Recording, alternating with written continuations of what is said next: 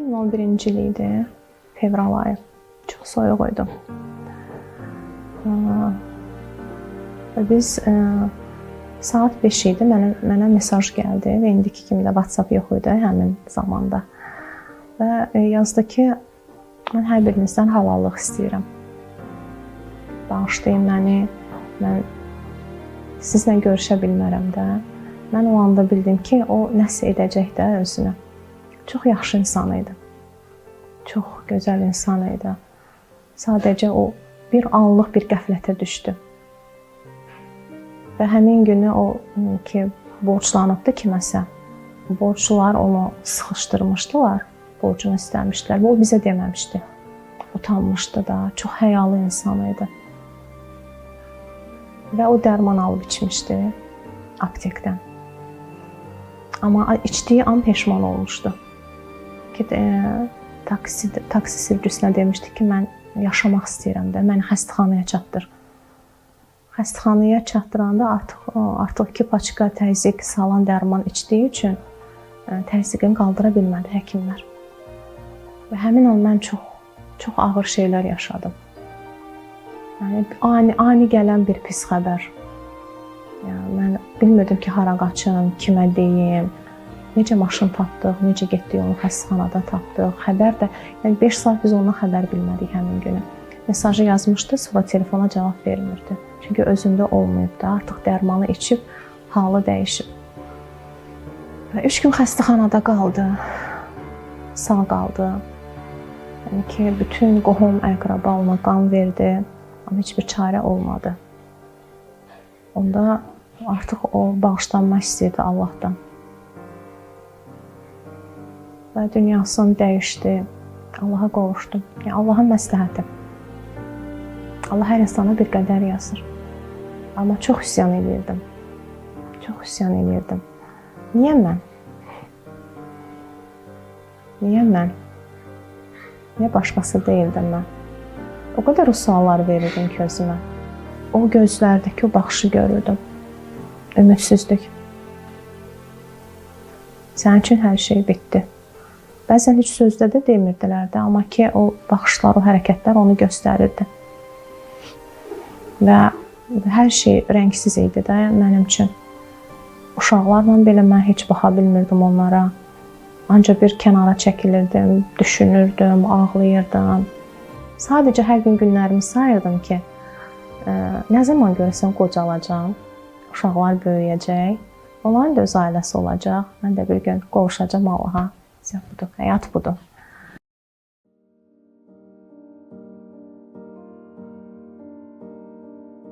Məni ümidsizliyə salan, neçə il mənim həyatdan qoparan o qadının sözləri oldu ki, qapını açanda bizdə hələ yoldaşımın 40-ı çıxmamışdı. Çox gedib gələn olurdu bizə. Çox. Mən rahatlıq da tapa bilmirdim. İnsanların içində düşünməyə necə düşünə bilmirsən. Ehtiyacın olurdu kənara çəkilib düşünməyə, həyatına yön verməyə, uşaqlarla vaxt keçirməyə. Bəzən o qədər ki, insanlar olurdu ki, mən uşaqlarımı götürüb hansısa bir yerə gedə bilmirdim. Yoxdur. Uşaqlarımla mənim bütün bağlarım qopmuşdu. Yaşaya bilməmişik biz onlarla o yaş dönəmini, 6 və ya 4.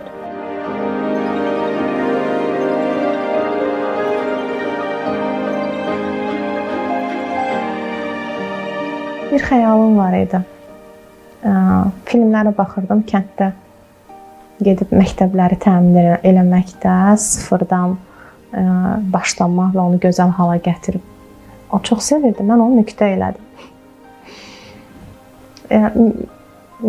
Bizim kirayə evi çox dəhşətli idi. Çox dəhşətli gündə idi. O cür geniş deyil idi. Orada hamısının daşları sındırırdılar qardaşım yerdə. Mən də ancaq belə baxırdım, subhanallah, dedim ki, mən içimdəki o xəyalları yaşayıram, arzularımı yaşayıram, genişliyə çıxır. Genişliyə çıxır. Və hər dəfə gələn kiraya, gələn insanlara dedim ki, yox, bu da deyil, bu da gedəcək, bu da gedəcək. Deyirdim ki, qaynanama deyim, mən bunların pullarını istəmirəm, mən heç bir mənəvi bağ qura bilmirəm bu insanlarla. Bura başqa bir şey olmalıdır. Oran yoldaşım tikmişdi.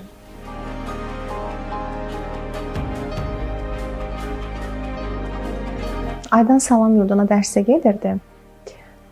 Salam Yurdunda uşaqlar üçün belə bir şərait yaradıblar ki, dərsdən sonra hazırlıq. Orada könüllü müəllimələr var, uşaqlar üçün dərs keçirlər, təmənnasız, yaxşılıq yenə də. Və mən Aydanı götürürdüm. Amma Suraxanıdan inşaatçılara çox yol var da, saat yarımlıq yoldur. Götürdüm həmin ərəfədə və mən oruç tuturdum və Aydan içəri daxil olanda sinifə mən boş oturmalı idim da. Saat yarım, orada 2 saat gözləməli idim. Keçirdim onda mülk mağazasına, telefonla çəkirdim satılan hər şeyi. Və Suraxanıdakı xanımlara atırdım ki, belə bir şey var, gələn gəlir, yardım üçündür, sizə xeyir-sevərlikdə yarışın. Və elə istəyirdilər. Hər dəfə gələndə 2-3 çanta ağzına kimi dolu olurdu və onları gətirirdim, bura satılırdı. Zaman keçdikcə artıq tələbat artdı. Bizim evin aşağısı ancaq mülkün məhsulları ilə dolu olurdu da. Yəni oturmağa yer yox idi. Və mülk mağazası oldu. Biz artıq 2 ildir oranı mağaza olaraq fəaliyyətdədir mülk mağazası.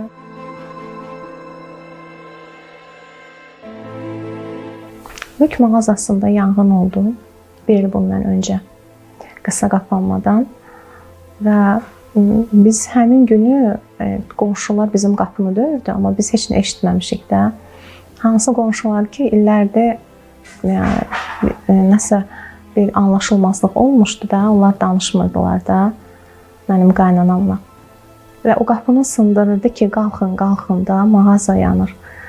Bir qonşumuz da xanımdır. Görüb ki, biz qalxa bilmirik, oyana bilmirik də. Nərdivan qoymuşdu, hasarın o biri ucundan çıxmışdı da, hasarın üstünə. Nərdivanı yenidən bizim həyətə qoymuşdu, keçmişdi. Gəldi, o qapını açdı. Və həmin günü çox qəribə bir hal idi ki, hansı qonşular bizə yardım edirdi ki, onlar bizlə illərdir danışmırdı. Onlar quyudan su daşıyırdılar həyətlərində. Yanğını söndürdülər, yanğın söndürən gələnə kimi. Və sonra həmin hadisədən sonra mülk mağazası daha da yaxşı tanınmağa başladı və hal-hazırda mağazamızdan ən çox alış-veriş edənlərin arasında həmin qonşulardır, daha çox. Və onların hər biri yenə ianələr ödəyirlər, yaxşılıq etməyə çalışırlar. Onlar qonşuluq əlaqələri daha yaxşıdır indi. Hər gözəl iş sıxıntı ilə başlayır. Mağazada yanğın olandan sonra Allah başqa şeylər açdı bizə.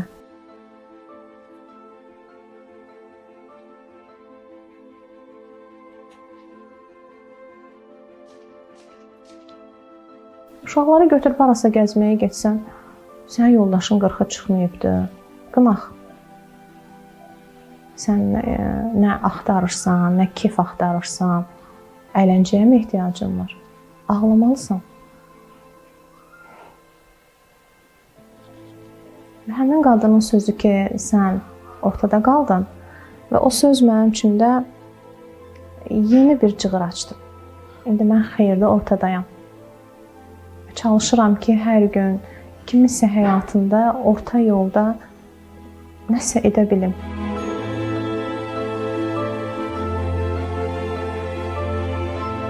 2015-ci ildə Cığır İctimai Birliyində bizi dəvət etdilər. Mənim 2 uşağımla mən orada əmanət ana və əmanətlər olaraq daha sonra oradakı qayğı və sevgi, insanların mənə və mənim evladlarıma göstərdikləri yaxşılıqlar, sevgilər məni bu işlərdə daha çox işləməyə sövq etdi. Mən artıq düşündüm ki, mən 2 evlada görə yaşamamalıyam bu həyatda. Yəni yaxşılıq duyğuları içimdə oyandı. Daha çox iş görmək, daha çox insanlara yardım etmək istədim. Biz xanımlarla şirniyyat hazırlayırdıq. Həmin şirniyyatdan gələn gəliri yetimlərin təhsili üçün yönəldirdik.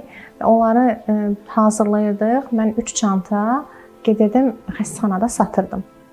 Və o qədər ki, belə, necə deyim, heç vaxt özüm üçün heç nə satmamışam öz adıma.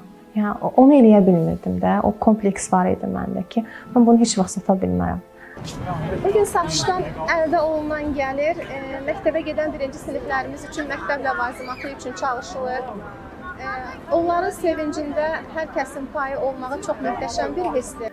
Amma Allah adına, bir də yardım etmək adına ki, Allah bu yaxşılığı verib də mən bunu etməliyəm, artıq mənim görəvimdir. Mən xəstəxanaya daxil olurdum və bir-bir qapıları döyürdüm həkimlərə. Hamısına eyni kəlməni deyirdim, bəzən daha yaxşı deyirdim də. Mənə baxanlara artıq orada ab-hava başqa olurdu da. Onlar mənə baxanda bilirdim ki, bu necə yanaşacaqdı bu şeyə qarşı. Onda o kəlmələri deyirdim.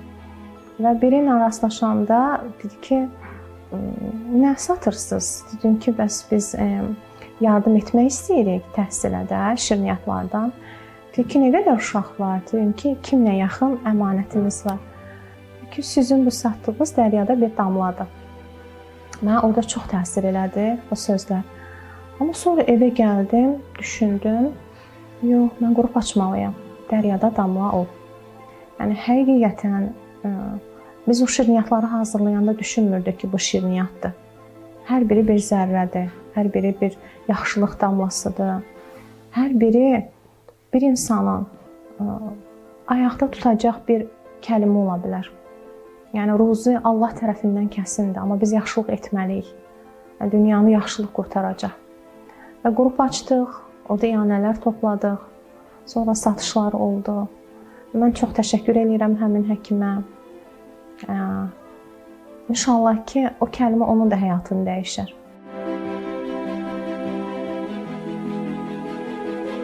Sosial sahibkarlıqda zəhmətsevərin rolu çox böyükdür.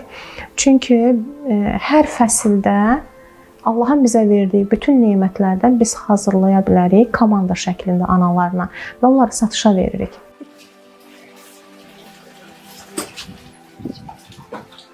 Və insanlarda təmiz məhsul istəyir. Keyfiyyət, təmiz məhsul və müştəri bilir ki, bu məhsulu hazırlayan cəmiyyətin həssas hissəsidir. Yəni, mənim özüm də bir cəmiyyətin həssas qolu olaraq, yəni mən onlara təqdim edirəm bunu. Ki, bunu dul qadınlarımız hazırlayıblar, gələn gəlir yetimlərimiz üçün sərf olunacaq. Ən əsas da bu təhsilə yönləndirilir. Çünki cəmiyyətdə təhsil çox önəmlidir. O zaman bütün analar üçün iş olur. Yəni, onlar boş qalmırlar. Artıq o məişət problemindən çıxırlar. Və bir müddətdən sonra analar bu işi öyrəndikdən sonra onların hər biri sosial sahibkar olaraq bir komanda yarada bilərlər. Və bu cür şəkildə yəni, hər insana faydalı ola bilərik. Bir gün, 2 gün öncədən artıq bazarlara gedilir. Xanımlar orada məhsullar alırlar və orada da böyük bir təşviq olur. Orada da bir böyük xeyir olur ki, bazarda olan satıcılar da yaxşılıq etmək istəyirlər və onlar da məhsullarından verirlər. Məsələn, dünən biz közləmə ikra etdik. Yəni, bu çalışmada, bu zəhmətsevərin bu layihəsində bəlkə də 20-yə yaxın insan iştirak elədi. Qonşudan tutmuş, mənim dayım, qonşu samavar qaladı, manqalda manqal qurdu, onların hər birini orada közlədilər. Yəni, ən çox sevdiyim budur ki, hər kəs çalışsın, hər kəs özünü dəyərli hiss etsin.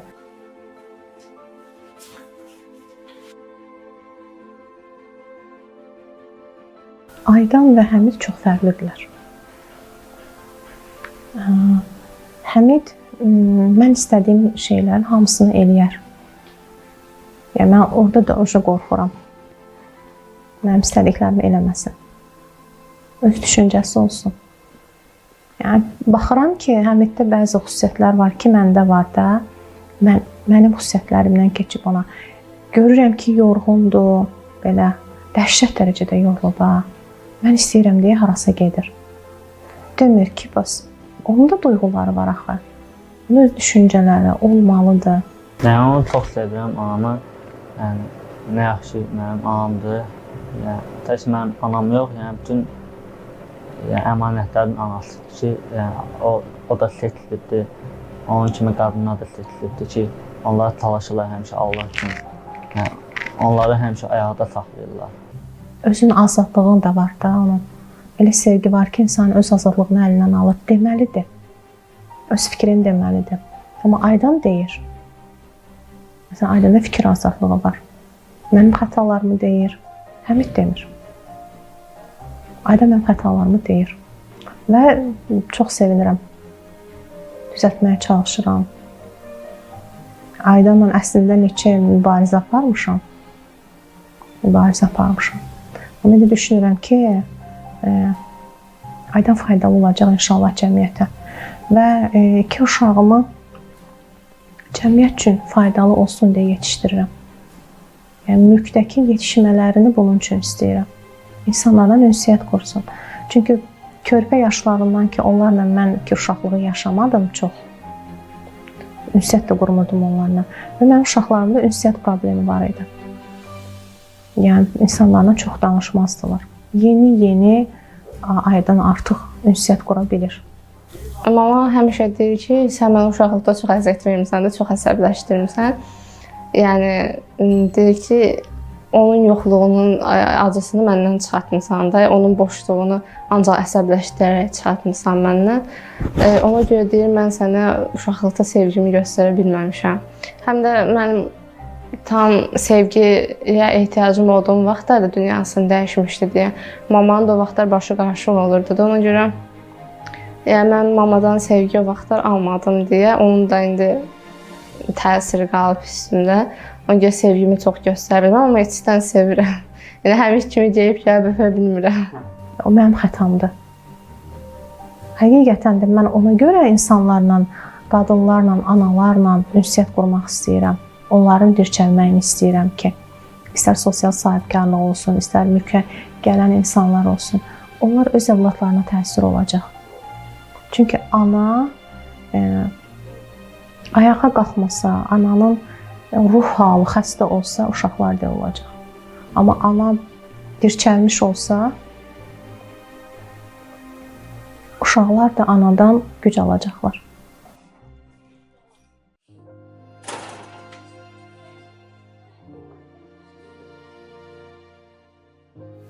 Gülşən və Elşən Babu. Gülşən və Elşən Babu. Onlar mənim həyatıma daxil olan iki nur.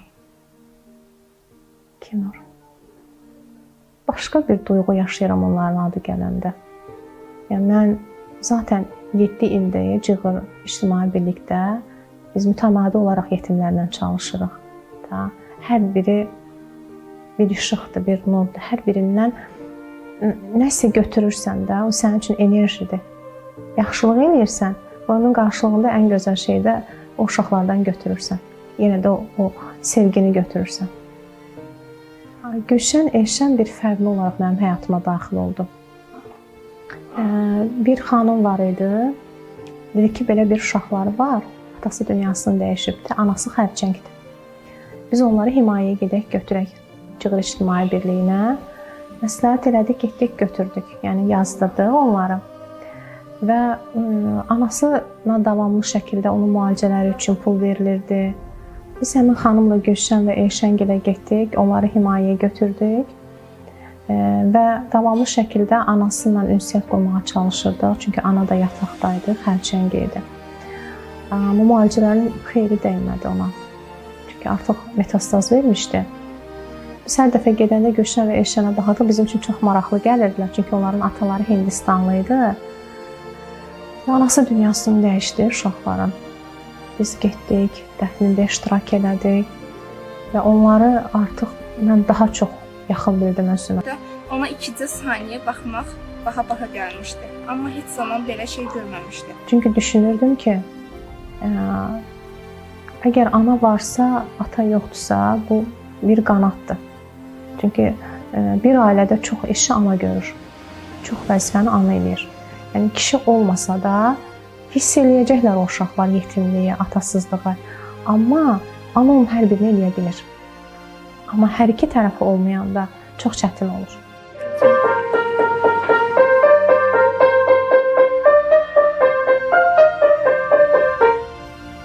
Və biz başladıq Suraxanıda olan komandamız ilə.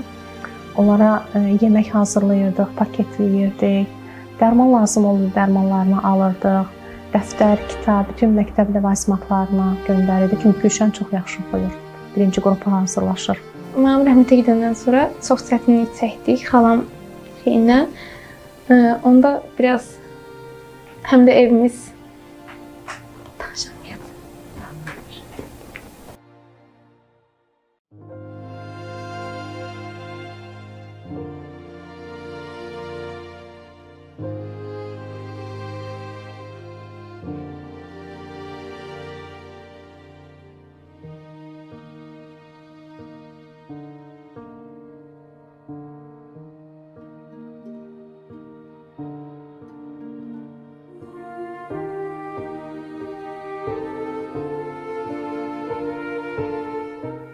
Və onların soyuducusuna yerləşdirdik. Ev təmizliklərində iştirak eləyirdik.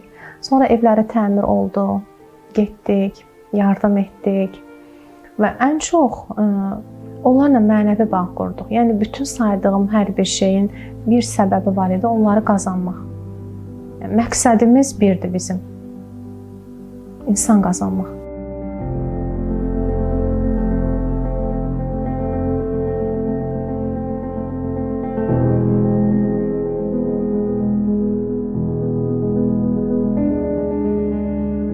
Məktub var, başqa bir aləmdir. Məktub var, məndən danışır, bizdən danışır. Qadınların dirçəlməsindən danışır. Qadının dəyərindən danışır. Ki, qadın özü dəyərini bilməlidir ki, başqasına dəyər verə bilsin. Çünki qadın yetişdirəndir. Kişi çöldən gətirir. Qazanc gətirir. O da sevgi verir, ata. Amma qadın başqadır. Özünün dəyərini bilməyən qadın heç kəsə dəyər vermir. Ona da dəyər verməyəcəklər. Məktub var kitabı tək mənə deyil. Bütün dul qadınlara və bizlə birlikdə çalışan, bizim komandamızda olan neçə dənə qadına motivasiya veribdir və onların həyatını dəyişib. Elə xanımlar var idi ki, mənə yazırdı ki, bu cümlədən sonra mən bu qərarı verdim. Və həqiqətən də indi baxıram ona ki, necə güclüdür. 2 dənə də körpə uşağı var. Tək 2 dənə körpə uşaqla güclüdür. Yəni məktub var kitabındakı bir cümlə ona həyat işığı olub.